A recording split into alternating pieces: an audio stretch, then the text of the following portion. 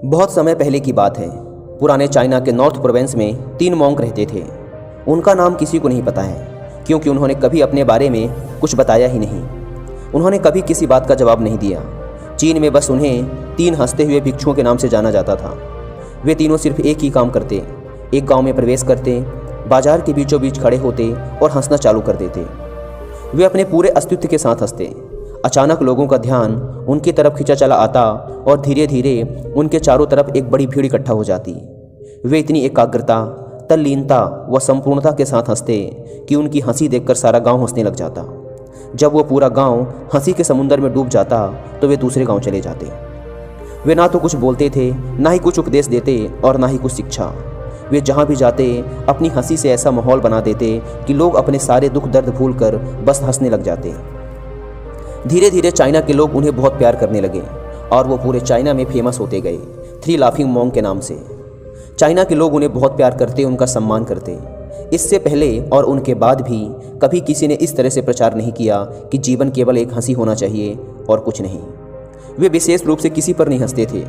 वे बस हंसते थे जैसे कि उन्होंने ब्रह्मांडी मजाक को समझ लिया हो, जैसे कि उन्होंने ईश्वर के मजाक को समझ लिया हो। और उन्होंने एक शब्द का उपयोग किए बिना पूरे चाइना में इतना आनंद फैलाया जितना आज से पहले किसी ने ना फैलाया था।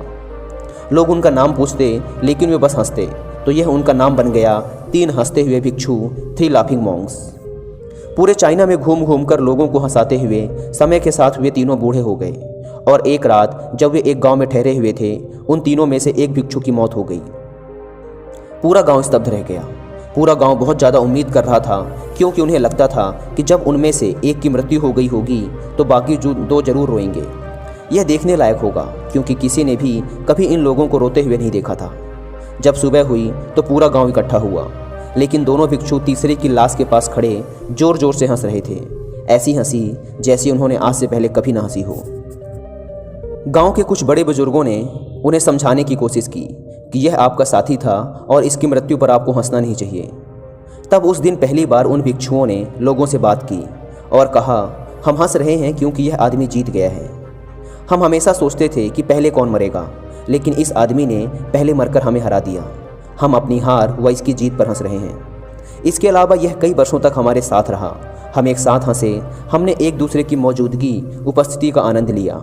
उसे अंतिम विदा देने का इससे बेहतर तरीका और क्या हो सकता है। हम केवल हंस सकते हैं। लेकिन पूरा गांव उदास था। जब मृत भिक्षु के शरीर को अंतिम संस्कार के लिए चिता पर लिटाया गया तो सारे गांव वालों को एहसास हुआ कि शेष 2 भिक्षु केवल मजाक नहीं कर रहे थे, वह तीसरा जो मृत था वह भी हंस रहा था।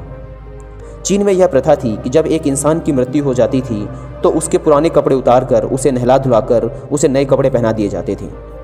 लेकिन मरने से पहले उस भिक्षु ने अपने साथियों से अपने कपड़े ना बदलने के लिए कहा था। तीसरे भिक्षु ने कहा था, मुझे स्नान मत करवाना, क्योंकि मैं कभी अशुद्ध हुआ ही नहीं। मेरे जीवन में इतनी हंसी आई कि कोई अशुद्धता जमा ही नहीं हो सकती थी। मैंने कोई धूल जमा नहीं की है। हंसी हमेशा युवा और ताज़ा होती है, इसलिए मुझे नहलाकर मेरे कपड़े मत बदलना। जब उस तीसरे भिक्षु के शरीर पे आग लगाई गई तो गांव वालों को पता चला कि उस भिक्षु ने मरने से पहले अपने कपड़ों में कुछ पुराने चीनी पटाखों को छिपा रखा था, जो आग लगने के बाद फटकर आसमान में रंग बिरंगे कलरों में फैल गए। और यह देखकर एक बार पूरा गांव जोर जोर से हंसने लगा। तो इस तरह से वह तीसरा मॉन्क मरने के बाद भी सारे गांव वालों को हंसा गया। और यह देखकर शेष दोनों भिक्षुओं ने कहा, चालाक आदमी, तुम मर चुके हो, लेकिन तुमने हमें एक बार फिर हरा दिया। तुम्हारे द्वारा गांव वालों के चेहरों पर पैदा की गई यह हंसी आखिरी हंसी थी।